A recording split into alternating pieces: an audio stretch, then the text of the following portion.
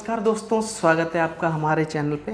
तो दोस्तों actually last time मैंने बताया था इजराइल का प्रधानमंत्री चेंज हो गया है, नेफ्ताली बेनेट, जो कि नेतन्याहू जी से भी ज़्यादा आक्रामक और ख़तरनाक रुख रखते हैं। ठीक है, तो उसी संदर्भ में हमारा पड़ोसी मित्र कह सकते हैं या भटका हुआ मित्र कह सकते हैं, ईरान। मैंने ईरान के ऊपर वीडियो बनाया था कि ईरान किस तरह से हमसे बेवफा होके कहीं और पे पहुंच गया है। तो उसी ईरान के जो राष्ट्रपति हैं, एक नए राष्ट्रपति का चयन हो चुका है। एक्चुअली वहाँ के जो वर्तमान राष्ट्रपति हैं उनका जो अगस्त 2021 में कार्यकाल पूरा हो जाएगा, वो 2013 में चुने गए थे। और वहाँ का नियम है कि कोई भी राष्ट्रपति सिर्फ 2 बार तक कंटिन्यू अपना टर्म पूरा कर सकता है। तो 4-4 करके 8 साल उनके 2 बार का टर्म हो चुका है। और अब ये जो व्यक्ति आया है ना, इसके बारे में बताना बहुत ज़रूरी हो गया, क्योंकि ये मैंने पहले भी बताया है और आज भी बता रहा हूँ और आगे भी बताऊँगा। ये बात आप नोट करके रख लीजिए कि प्रथम विश्व युद्ध हो या द्वितीय विश्व युद्ध, वो स्टार्ट हुए थे यूरोप से, लेकिन जो विश्व युद्ध नंबर 3 होगा ना, यानी तृतीय विश्व युद्ध, ये एशिया से स्टार्ट होगा। ये आज आप लिख के रख लीजिए, क्योंकि जो मिडिल ईस्ट में जो एक तरह से बवंडर उठ रहा है ना, इजराइल का प्रधानमंत्री खतरनाक आ गया। ठीक है, और वहाँ पे आईएसआई पहले से ही अपना गढ़ बना के बैठे हुई है, जो आतंकवादी संगठन है। अब ये व्यक्ति जो आया है, यानी ईरान का जो नया राष्ट्रपति आया है, ये भी बहुत ही ज़्यादा कट्टर और एक तरह से इतना आक्रामक है ना कि इसके बारे में ये कहा गया है 1988 में ईरान और इराक की लड़ाई हुई थी, जिसमें लगभग हज़ारों लोग मतलब बंदी बना लिए गए थे ईरान के द्वारा।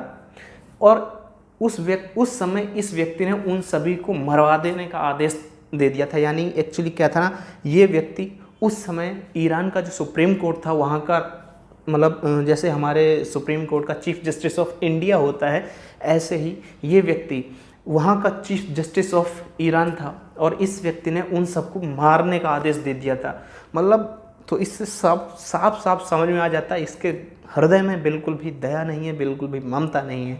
और ये अपने सेकंड, इसको जो बनाया गया है, एक तरह से आप सबको पता होगा, ये मिडिल ईस्ट में मुस्लिम चरमपंथी बहुत हाई लेवल पे जा रहे हैं।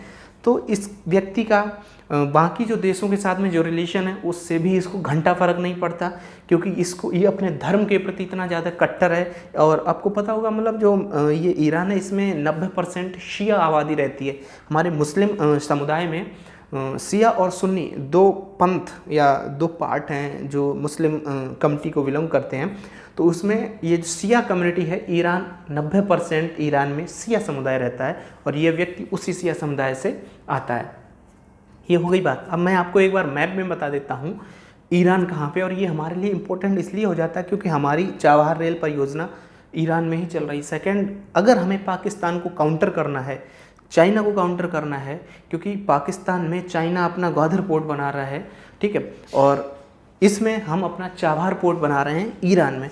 तो पाकिस्तान को अगर हमें पीछे से काउंटर करना है, तो हमको पाकिस्तान की जो मतलब पश्चिमी जो सीमा है वो ईरान से टच होती है। आप एक बार मैप में देखिए, ये आपको ईरान दिख रहा है और ये हमारा भारत है। भारत से पाकिस्तान को अगर काउंटर करना है तो पीछे ईरान पड़ता है। और हमारा एक मित्र है अफ़गानिस्तान, तो हमारी जो चाबहार सड़क परियोजना थी, तो ईरान से होते हुए अफ़गानिस्तान तक जा रही थी, जो कि पिछले समय में जहाँ पे अभी चाइना ने उसको पैसा देके अपनी तरफ कर लिया था, जिसकी वजह से चाबहार रेल परियोजना से भारत को पीछे छोड़ दिया गया था। लेकिन जो चाबहार पोर्ट है, उससे अभी भी भारत ही डेवलप कर रहा है। ठीक है, तो चाबहार पोर्ट मैं आपको दिखा दे रहा हूँ, यहाँ पे चाबहार पोर्ट है। तो ये इतना हो गया था भारत ईरान का जो अभी तक के रिलेशन थे।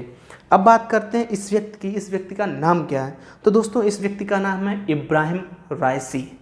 ये अपने व्यवहार के लिए, अपने आक्रामक रुख के लिए पूरे ईरान में जाना जाता है। और वहाँ की मतलब जनता भी नहीं चाहती थी कि ये व्यक्ति वहाँ का राष्ट्रपति बने। एक्चुअली क्या है ना कि अब एक नॉर्मल सा एग्जाम में बता दूंगा आपको, भारत और पाकिस्तान।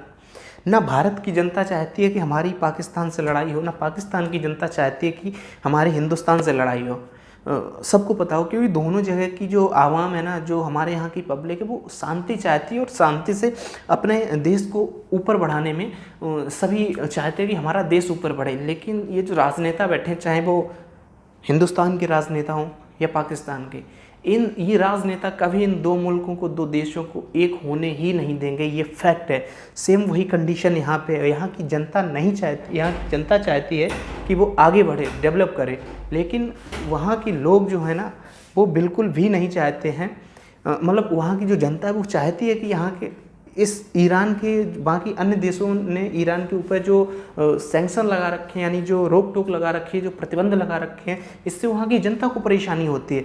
लेकिन वहाँ की जो अन्य जनता चाहती है कि हमारे देश में कोई ऐसा नेता है जो पूरी दुनिया से संबंध बना के रखे, लेकिन वहाँ के जो अन्य नेता हैं वो ऐसा नहीं कर सकते, क्योंकि अगर दुनिया में ईरान के संबंध अच्छे हो गए तो मिडिल ईस्ट में शांति आ जाएगी। नॉर्मल सी बात है। और अमेरिका चाहता नहीं कि बिल्कुल शांति हो, क्योंकि जब तक मिडिल ईस्ट में बौखलाहट रहेगी ना तो ये जो अरब कंट्रीज़ हैं ये डाउन रहेंगे, क्योंकि ये उठ नहीं पाएंगे। अगर ये उठ नहीं पाएंगे तो जो दुनिया में जिसका भी प्रभुत्व कायम है वो हमें आगे भी आने वाले समय में भी प्रभुत्व कायम रहेगा। तो ये थी रणनीति। अब बात करते हैं इन्होंने जगह किसकी ली, यानी कि इससे पहले जो यहाँ के राष्ट्रपति थे उनका नाम था इब्राहिम रोहानी। ये आप देख सकते हैं, ये है इब्राहिम रोहानी, और ये बगल में जो दूसरी फ़ोटो लग रखी है इनका नाम है इब्राहिम राइसी। ये अभी बने हैं। अब मैं बात करता हूँ ये बने कैसे हैं।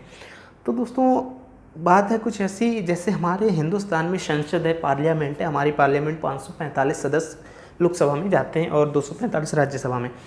तो यहाँ का क्या सीन है, यहाँ की जो संसद है, यहाँ की संसद में लगभग 260 सदस्यों की सीट हैं, यानी 260 सदस्य यहाँ की संसद में बैठते हैं।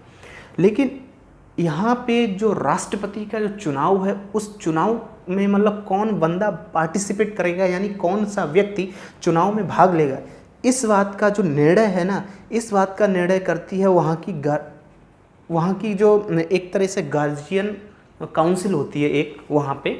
जैसे हमारे यहाँ पे होता है इलेक्शन कमीशन, यानी निर्वाचन आयोग। निर्वाचन आयोग के पास में जैसे हमें अगर इलेक्शन लड़ना है विधायकी का, तो हम जाएंगे अपना जो भी मतलब नामांकन पत्र दायर करें तो निर्वाचन आयोग मुझे अप्रूव करेगा, एक तरह से चुनाव चिन्ह देगा या जो भी होता है। लेकिन यहाँ का क्या सीन है, यहाँ पे एक होती है गार्जियन काउंसिल।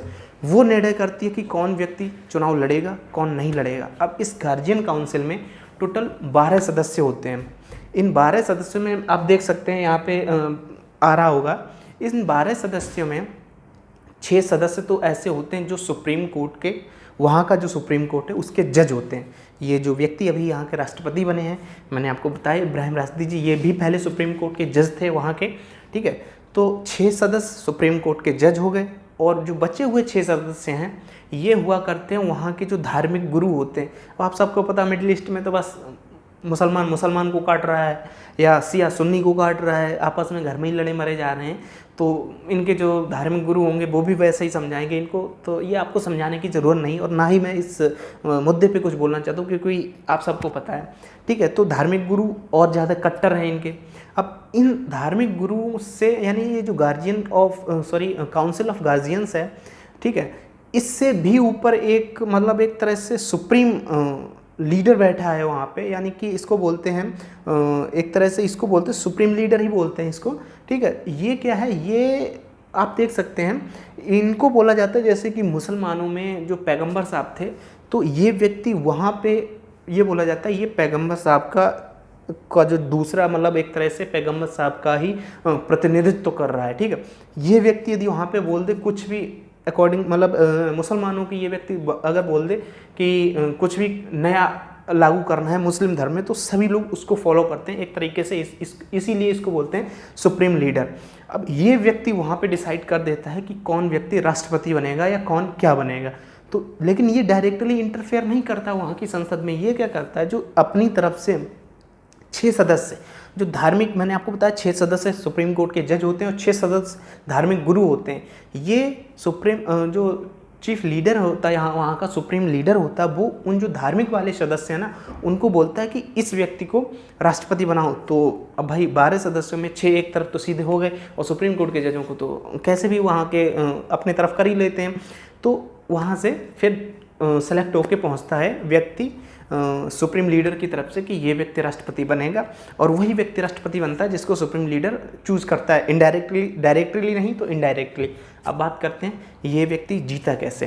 तो इसके जीतने की वजह ऐसा रही है क्योंकि वहाँ की जनता नहीं चाहती थी कि ये व्यक्ति वहाँ का राष्ट्रपति बने, लेकिन फिर भी इस व्यक्ति को मतलब एक तरह से जीता नहीं बल्कि जिताया गया। फर्स्ट और सबसे पहले वहाँ पे मतलब जैसा कि हमारे यहाँ बोलते हैं लिबरल्स, यानी कि जो ऐसा सोचते हैं कि हमारे अन्य देशों के साथ में रिश्ते जुड़ के चलें।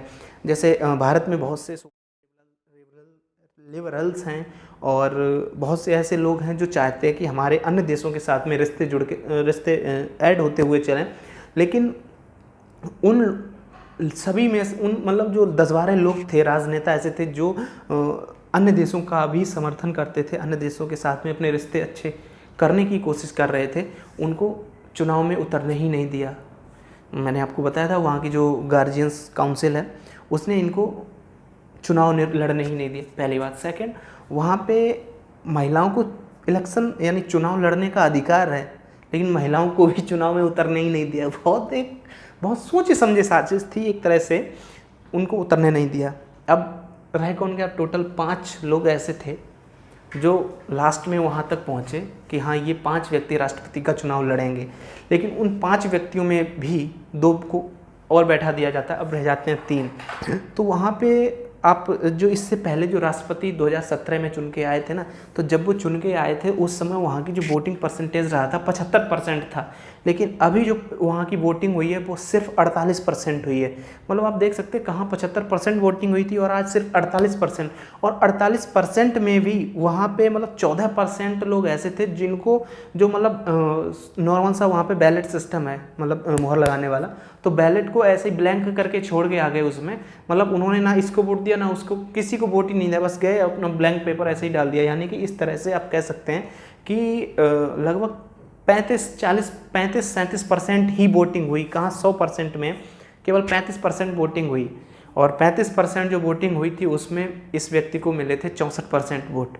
मतलब 35% के 64% वोट इनको मिले। और वही है ना, लोकतंत्र में भले 10 वोट पड़े हों, अब 10 में जिसको 6 मिल जाएंगे वो भी जीता घोषित कर दिया जाएगा। भले वो टोटल वोट हों 1000, लेकिन टोटल पड़े तो 10 ही हैं, तो 10 में जिसको 6 मिल गए वो भी जीता।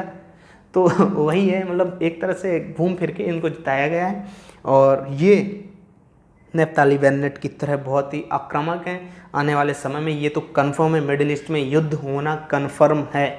ये व्यक्ति अपनी जगह पे आक्रामक रहेगा, नफ्ताली बेनेट अपनी जगह पे आक्रामक रहेंगे। और इनका ये भी कहना है कि हम जो ईरान की जो न्यूक्लियर पावर है उसको 10 गुना बढ़ाएंगे। अब भाई समझ नहीं आ रहा ये न्यूक्लियर पावर को इतना बढ़ाते क्यों जा रहे हैं। हालांकि वो उनकी अपनी इंटरनल इशू है, अपनी आंतरिक सुरक्षा का मामला है, तो हम इस पर कुछ कह नहीं सकते हैं। बढ़ाने दें, उनकी अपनी पावर लग रही है। लेकिन हाँ, इससे भविष्य में गंभीर परिणाम भुगतने पड़ सकते हैं। आप देख सकते हैं मोदी जी ने भी उनको ट्वीट करके बधाइयाँ दे दी हैं। अब बात करते हैं मोदी जी ने बधाई क्यों दी। एक्चुअली क्या है ना, दुनिया में भारत के खिलाफ में अगर कोई मतलब भारत को काउंटर कर रहा है तो एक चाइना रह गया, ठीक है। अब ये ईरान जो है ना, ईरान के हमेशा से रिश्ते अमेरिका के साथ में डाउन है। जब से मतलब डोनाल्ड ट्रंप जी गए तब से इसके जो रिश्ते हैं ईरान के अमेरिका के साथ में डाउन है। और भारत के रिश्ते इस समय अमेरिका के साथ थोड़े मजबूत होते जा रहे हैं। इस संदर्भ में इस ईरान को चाइना काउंटर करने की कोशिश करेगा, क्योंकि चाइना को इंडिया को काउंटर करना है, इसलिए वो इंडिया के जो दुश्मन है ना उनको घेरने की कोशिश कर रहा है, उनको अपने कब्जे में करने की कोशिश कर रहा है। और ऐसे में चाइना अगर इसको पैसा देता तो ये कूद के चाइना की गोदी में बैठ जाएगा जाके, पहली बात। सेकंड, भारत में धार्मिक तरीके होते हैं उसमें और ईरान में अलग रहता है, क्योंकि वो टोटली शिया कंट्री है और भारत में भी हिंदू मुसलमान का चलता ही रहता है। तो इस संदर्भ में मोदी जी को थोड़ा कंप्रोमाइज़ करना पड़ा। हालांकि अब आने वाला समय बताएगा। सेकंड, मोदी जी इस समय जो अरब की जो गल्फ़ कंट्री हैं, मतलब सऊदी है और जो काफ़ी जो गल्फ़ की कंट्री हैं, उनके साथ में भारत के रिश्ते बहुत अच्छे हो चुके हैं, लेकिन ईरान के उन कंट्री के साथ में रिश्ते अच्छे नहीं हैं। तो अब देखना होगा कि आगे क्या होता है। अब जो भी होगा देखा जाएगा। बाकी चलिए दोस्तों, मिलते हैं एक नए वीडियो। और हाँ, ये तो कन्फर्म है, वर्ल्ड वॉर 3 एशिया से स्टार्ट होगा। तो मिलते हैं फिर अगले वीडियो में। Okay, bye bye.